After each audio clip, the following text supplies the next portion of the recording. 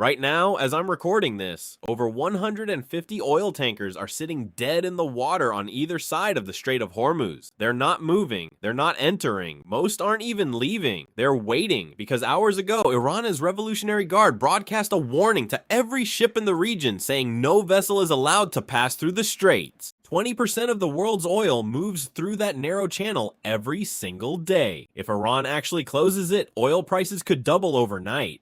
Gas at your local station could hit $7 or $8 per gallon within a week. The question everyone's asking is whether Iran will actually do it, and if they do, will the strait still be closed by March 31st? That's 30 days from now.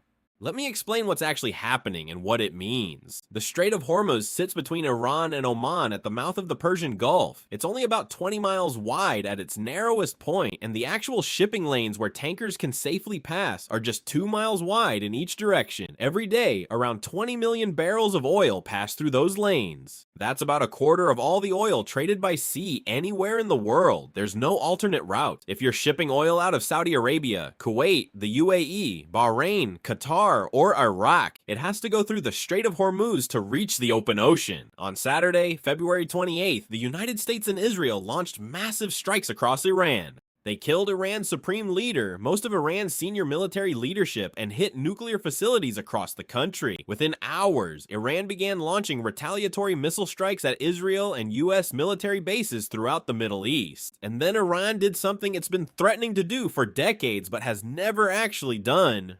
The Islamic Revolutionary Guard Corps started broadcasting VHF radio warnings to every ship in the region. The message was clear: no ship is allowed to pass the Strait of Hormuz. According to ship tracking data from Bloomberg and other maritime intelligence firms, shipping through the strait has effectively stopped. A small number of vessels managed to exit on Sunday, but not a single ship entered. By Monday morning, more than 150 oil and gas tankers were anchored on either side of the strait, waiting to see what happens next. An Iranian official, General Mohsen Rezaiei, told reporters that the strait remains open to oil tankers until further notice. But in the same statement, he also declared that all US warships in the region are now legitimate military targets.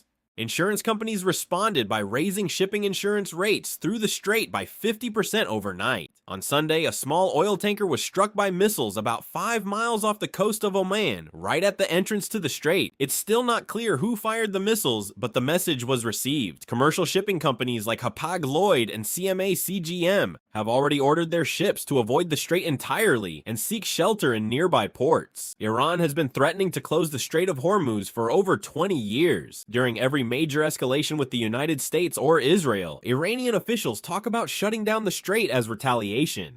They've never actually done it, mostly because closing the strait would devastate Iran's own economy just as badly as everyone else's. But this time feels different, because this time, Iran's leadership was just killed. The country is under massive military attack, and when a government feels like it's facing an existential threat, economic consequences stop mattering as much. So can Iran actually close the strait? The answer is yes, but it depends on what you mean by close. Physically blocking the strait would require Iran to sink large ships in the shipping lanes or lay underwater mines across the channels. The US Navy has a major presence in the region specifically to prevent that from happening. Chairman of the Joint Chiefs of Staff General Martin Dempsey said back in 2012 that Iran has the capability to block the strait for a period of time, but the US has the capability to reopen it relatively quickly. But Iran doesn't need to physically block the strait to shut it down. They just need to make it dangerous enough that shipping companies refuse to send their vessels through, and that's already happening. When tanker captains start hearing radio broadcasts saying the area is closed, when missiles start hitting ships near the entrance, and when insurance companies raise rates by 50% in a single day, shipping stops on its own. No captain wants to be the one who gets hit. No company wants to lose a $200 million tanker and its crew.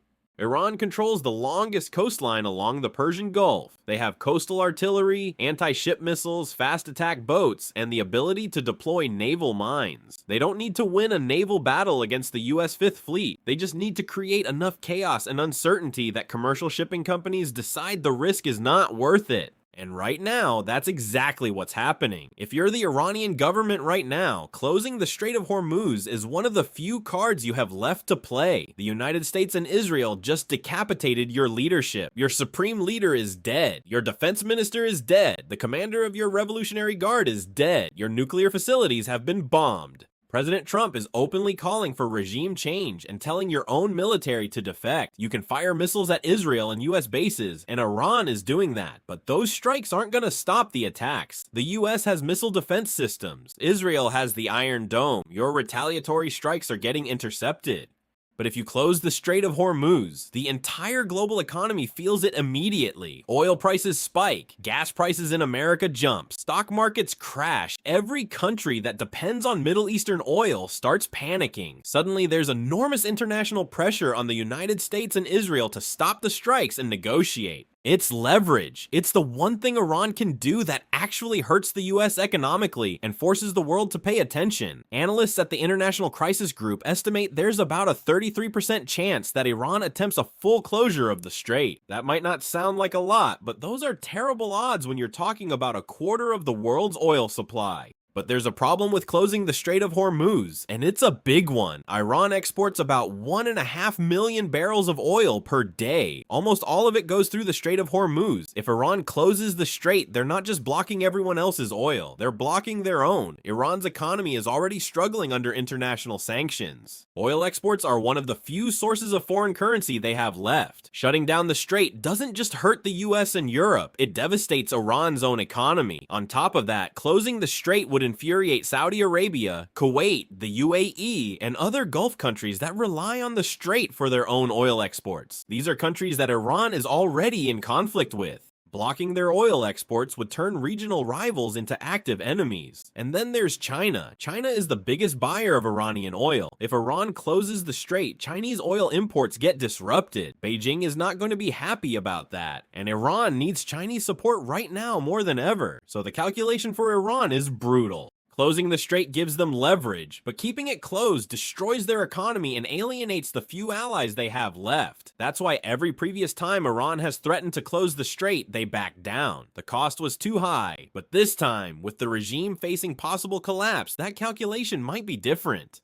So will the Strait of Hormuz still be closed on March 31st? That's 30 days from now. The honest answer is nobody knows because this situation is changing by the hour. As of right now, the strait is effectively closed even though Iran hasn't formally declared a blockade. Ships aren't moving, tankers are waiting, insurance companies are treating the area as a war zone. The question is whether this becomes a long-term closure or a temporary disruption that gets resolved in the next week or two. If the US and Israel stop their military campaign in the next few days, if there's some kind of ceasefire or negotiation, then shipping will probably resume relatively quickly. Tanker captains will wait for the all-clear signal, insurance rates will drop, and oil will start flowing again. But if the conflict continues escalating, if Iran feels like the regime is actually going to fall, then all bets are off. A government facing collapse doesn't care about long-term economic consequences anymore. They'll use every weapon they have, and the Strait of Hormuz is one of those weapons. Either way, the world is about to find out just how much the global economy depends on one 20-mile wide channel of water that sits between two countries currently at war.